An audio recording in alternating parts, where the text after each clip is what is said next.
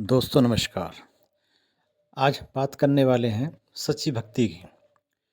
एक छोटी-सी बात है कि अगर किसी किसी को अगर कोई बोल नहीं पाता होता या कुछ सुन नहीं पाता होता, तो क्या वो भक्ति नहीं कर सकता? क्या कोई चल नहीं पाता, क्या वो भक्ति नहीं कर सकता? एक बार सूरदास जी से ये बात की थी कि यार तुम तो देख ही नहीं पाते तो भगवान के पास क्यों आते हो? तो सूरदास जी ने जवाब दिया था कि मैं नहीं देख पाता लेकिन भगवान तो मुझे देख पाते हैं। तो इसी कहानी के साथ हम शुरुआत करते हैं कि भक्ति 2 प्रकार की होती है। एक साकाम भक्ति और एक निष्काम भक्ति। साकाम भक्ति वो होती है जिसमें ईश्वर से हम लोग कुछ चाहते हैं। जैसे रावण ने शिव जी की भक्ति की थी तो उसने अपने सारे वरदान माँग लिए थे, या महिषासुर ने ब्रह्मा जी की भक्ति की थी, उसने भी बहुत सारे वरदान माँग लिए थे।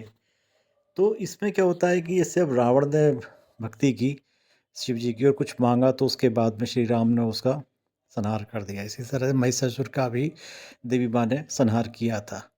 तो जो ईश्वर से कुछ माँगने के लिए करते हैं ना कि भई जैसे कि अ, मेरी बीवी सुधर जाए या मेरा आदमी सुधर जाए, मेरे हिसाब से चले, या मेरे बच्चों का ऐसा हो जाए, वैसा हो जाए, ये सब साकाम भक्ति में आता है।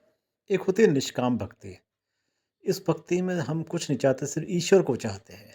जैसे हनुमान जी ने रामचंद्र जी की भक्ति की थी, भक्त प्रहलाद ने विष्णु जी की भक्ति की थी, नंदी ने शिव जी की भक्ति की थी। इसको कहते हैं निष्काम भक्ति, क्योंकि उस उनकी भक्ति में उनको अपने प्रभु के अलावा कुछ नहीं चाहिए था।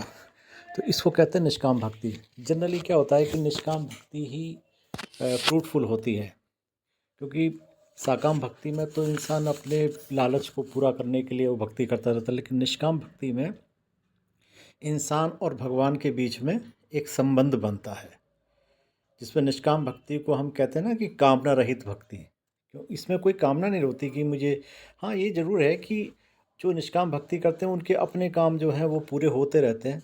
निष्काम भक्ति का मतलब ये नहीं है कि इंसान अपनी ड्यूटीज़ को पूरा ना करे, अपने परिवार का ख्याल ना रखे, या जो भी ज़रूरी चीज़ें हैं जीवन के लिए, वो सारी चीज़ों का निर्वाह करते हुए भी निष्काम भक्ति की जा सकती है।